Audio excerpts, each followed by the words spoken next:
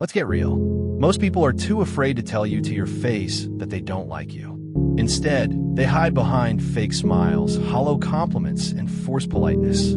I've been there too, thinking someone was a friend, only to find out they were secretly hoping for my downfall.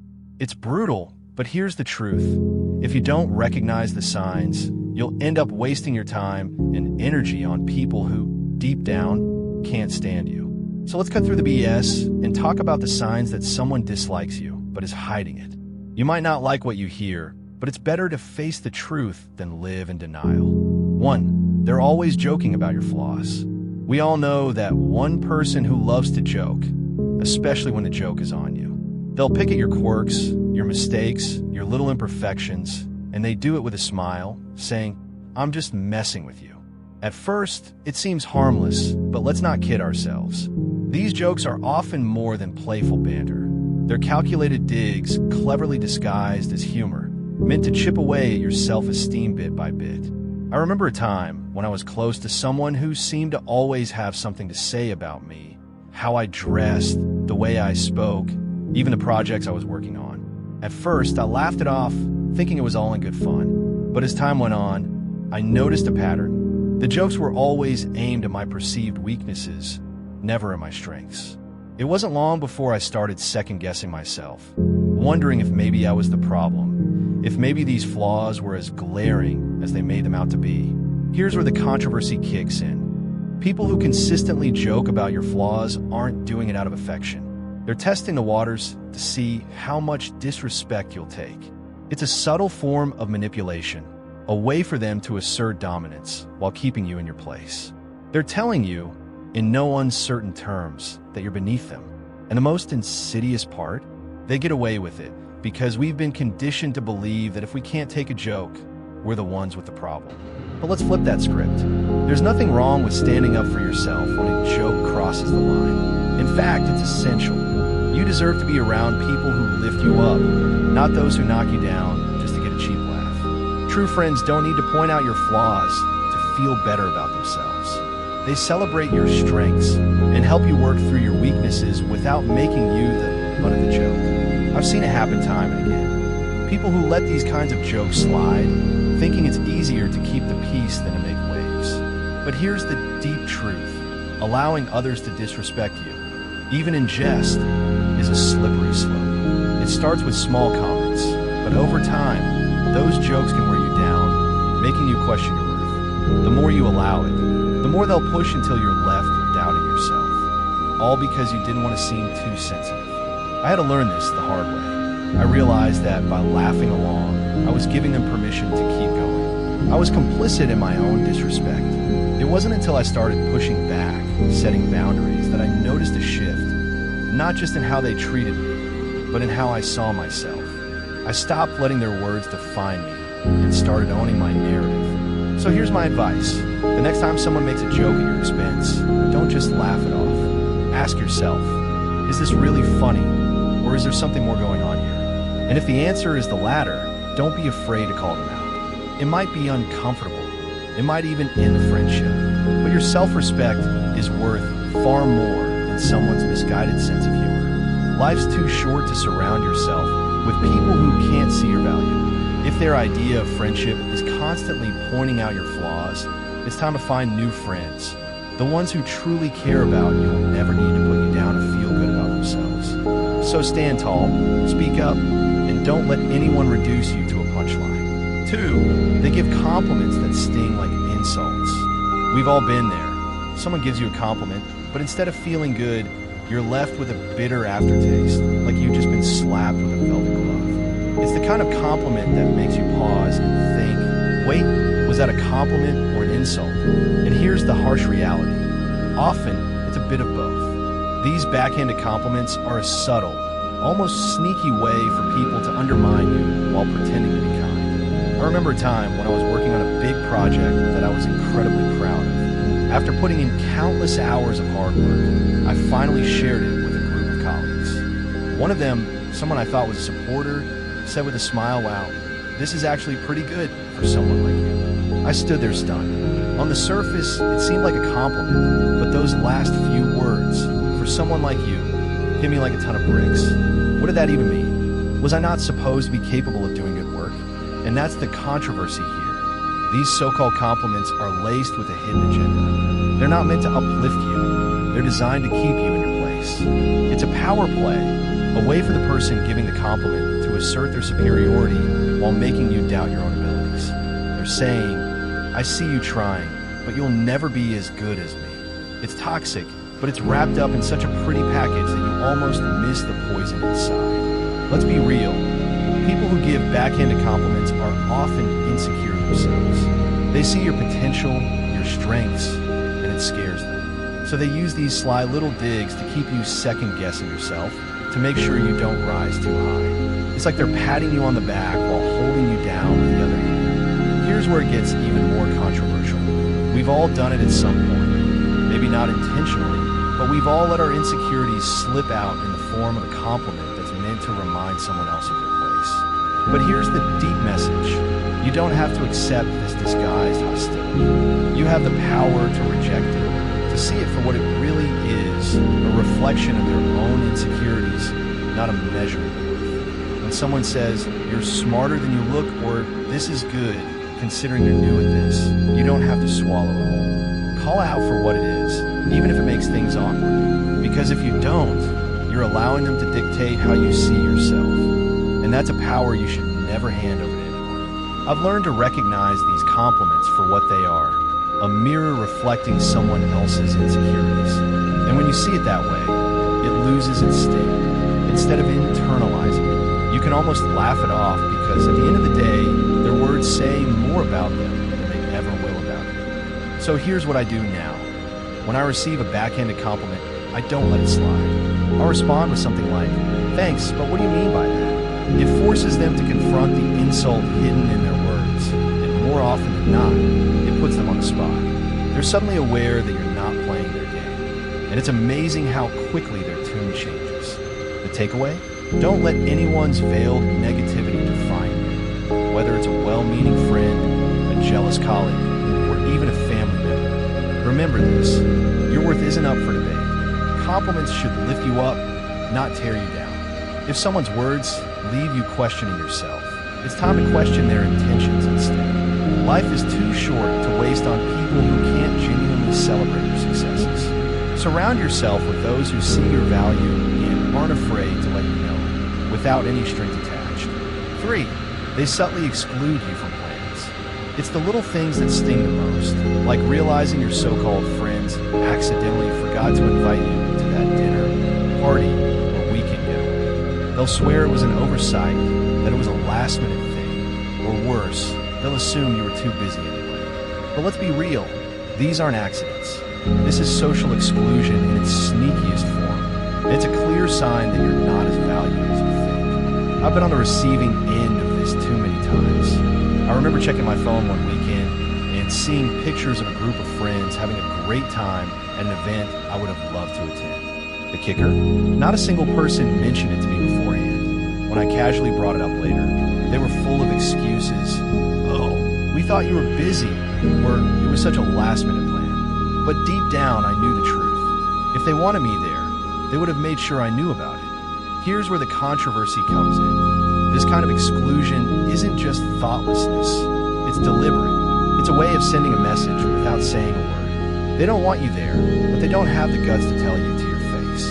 Instead, they hope you'll just fade out of the group quietly, without causing a scene. It's passive-aggressive, and it's cowardly. But here's the thing. If you keep accepting those excuses, you're giving them permission to keep excluding you. You're letting them decide your place in their lives rather than taking control of your own narrative. I had to learn this the hard way. For a while, I kept quiet, letting those accidental exclusions slide, hoping that maybe next time I'd be included. But then I realized that by staying silent, I was allowing myself to be treated as an afterthought. So I did something controversial. I started calling them out on it. I'd say, hey, I saw you guys went out last weekend. Why didn't anyone invite me? It wasn't easy, and it definitely made things awkward, but it also forced them to confront their behavior. Guess what? The dynamics changed. Some people got defensive, others tried to make up for it. But the bottom line was clear. I wasn't going to let them exclude me without a fight. Here's the deep message. If people want you in their lives, they'll make the effort to include you, no matter how last minute the plan is. And if they don't, then it's time to rethink the value of those relationships. You deserve to be around people who don't make you feel like you're constantly chasing after their approval or attention. True friends don't forget to invite you. They make sure you're there because they genuinely enjoy your company. So if you find yourself being subtly excluded from plans, don't just brush it off. Confront it. Ask the hard questions and be prepared for the answers, even if they're not what you want to hear. Because at the end of the day, it's better to know where you truly stand than to be left wondering why you were left out again. And remember, you're not a backup option. You're a priority. Surround yourself with people who treat you like one, for they're busy only when it comes to you. We've all heard it before. I'm so busy these days. Sorry, I can't hang out. It's the perfect excuse, after all. Who isn't busy? But what happens when you start noticing a pattern? They're always available for others, posting pictures of their outings, catching up with mutual friends. But when it comes to you, suddenly they're swamped. Here's the cold, hard truth. They're not too busy. They're just too busy for you. I've been in that frustrating situation more times than I care to admit. I remember reaching out to a friend I used to be close with, trying to set up a time to catch up. Every time I suggested something, they'd have an excuse. I'm working late, or I've got a lot on my plate. Maybe next week. Meanwhile, I'd see them hanging out with other people, having a great time, somehow always finding a way to make time for everyone except me. It took me longer than I'd like to admit to see the pattern.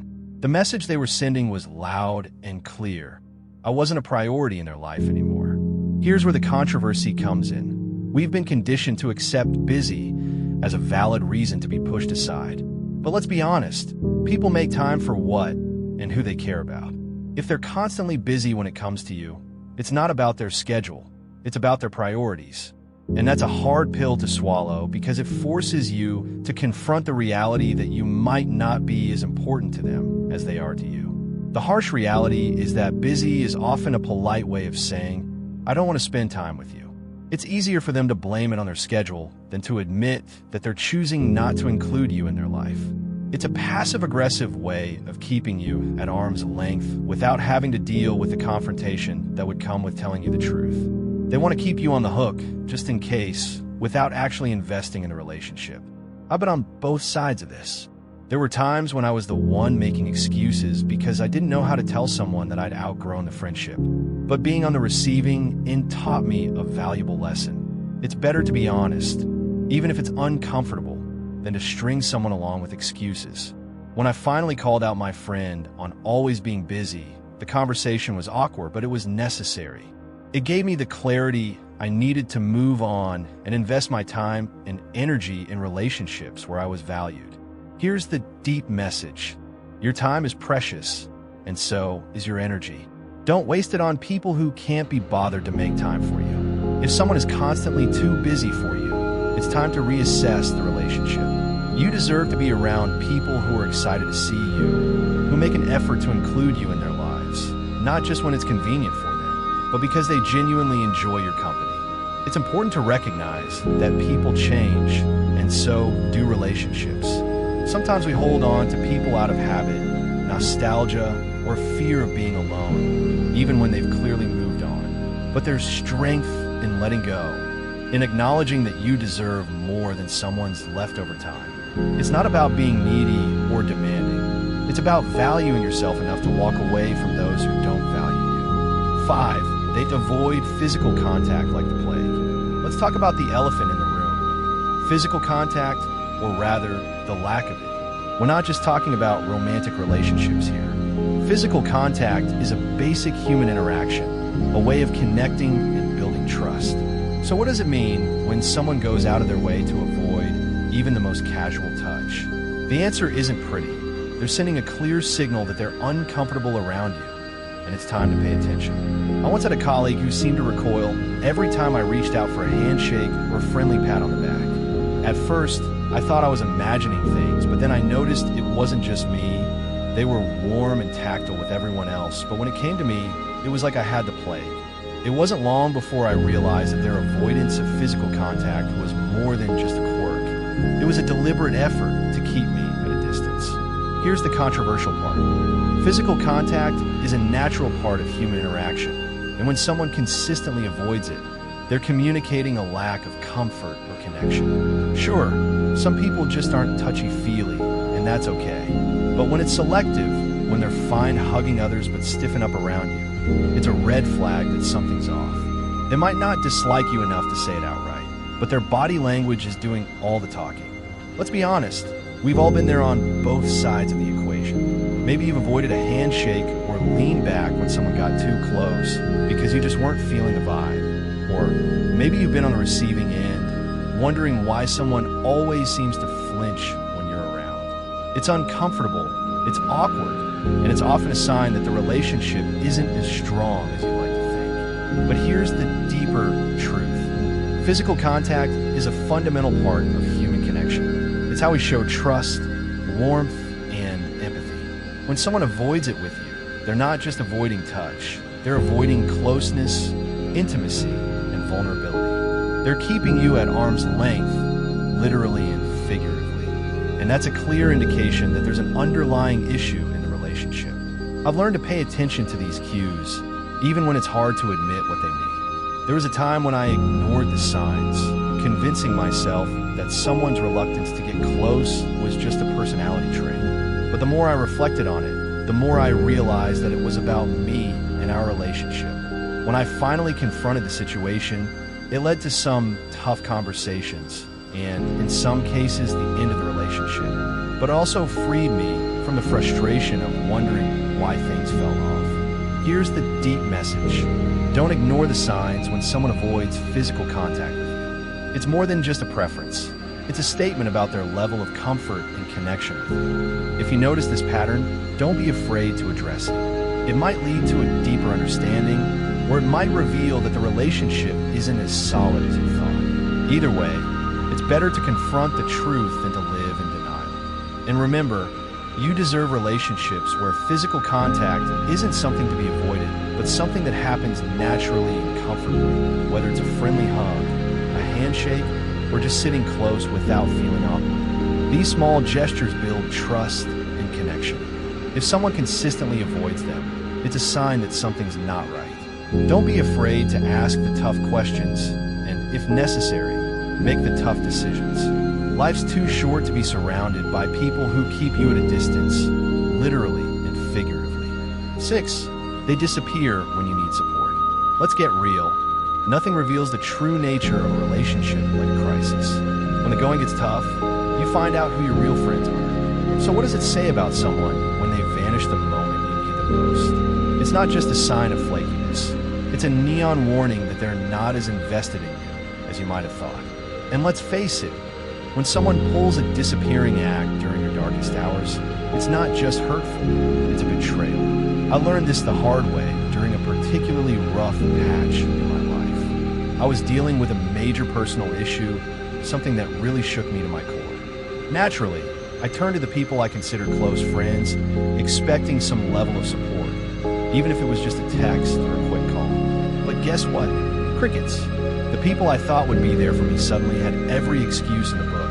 I'm so swamped at work, or sorry, I'm just really busy right now, or I'll check in with you later. Spoiler alert, they never did. Here's where it gets controversial. People love to talk about how they'll always be there for you. But when push comes to shove, many of them are only around for the good times. They'll party with you, laugh with you, and enjoy the high points of your life. But the minute things get real, they're nowhere to be found. It's easier for them to ghost you than to deal with your pain or discomfort. They don't want to be dragged into your problems because, deep down, they don't care enough to be there when it counts. And let's be brutally honest, true support isn't about convenience. It's about being there when it's hard, when it's uncomfortable, and when it's the last thing you want to do. The people who disappear when you need them most aren't just being inconsiderate. They're showing you exactly where you stand in your life. They're saying, without words, your problems aren't worth my time. I remember feeling absolutely gutted when I realized that the people I'd been there for in the past, during their breakups, their family dramas, their career setbacks, couldn't be bothered to return the favor. It was a wake-up call, and not a pleasant one. But it was also a lesson I needed to learn. Not everyone who smiles in your face is truly in your corner. Here's the deep message. Support is the foundation of any meaningful relationship. It's easy to be around when everything's going well, but the real test of a relationship is how people respond when things fall apart. If someone disappears the moment you need them, they're not just failing you, they're showing you that they were never really there in the first place. But don't let their absence make you bitter. Let make you better. Use it as a filter to sift out the people who don't deserve a place in your life. The ones who stick around, who check in, who show up even when it's inconvenient. Those are the people who truly matter, and those are the relationships you should nurture and cherish. In the end, life is too short to invest in fair-weather friends. Surround yourself with people who will stand by you in the storm, not just bask in the sunshine. Because when you find those rare individuals who stick around when the chips are down, you found something worth holding on to. And as for those who disappear, let them go. They've already shown you their true colors. 7. They gossip about you behind your back. Gossip, it's the social poison that spreads faster than wildfire and can burn down relationships in an instant. The thing about gossip is that it's never as innocent as people make it out to be. When someone you consider a friend talks behind your back, they're not just sharing a harmless story. They're actively sabotaging your trust, your reputation, and your relationship. And let's be real, when they gossip about you, it's a clear sign that they don't respect you, no matter how friendly they act to your face. I've been the subject of gossip before, and let me tell you, it's one of the most gut-wrenching experiences. There was a time when I confided in someone I thought was a close friend about a personal issue. I needed to vent, to unload some of the weight I was carrying, and I trusted this person to keep it between us. But within days, details of that conversation started circulating, twisted, exaggerated, weaponized against me. The person I trusted had turned my vulnerability into entertainment for others. Here's the controversial truth. People who gossip about you aren't just venting or sharing concerns. They're playing a power game. Gossip is a way for them to elevate themselves while putting you down, all without having to confront you directly. It's cowardly, it's manipulative, and it's toxic. They're not just damaging your reputation. They're damaging the very foundation of trust that relationships are built on. And here's the kicker. They know exactly what they're doing. They're aware that gossiping about you makes them look clever or superior in the eyes of others, even if it's at your expense. But here's the deeper truth. Gossip says more about the gossiper than it does about you. People who feel the need to tear others down are often insecure themselves. They use gossip as a way to deflect attention from their own flaws, to feel better about themselves by making you look worse.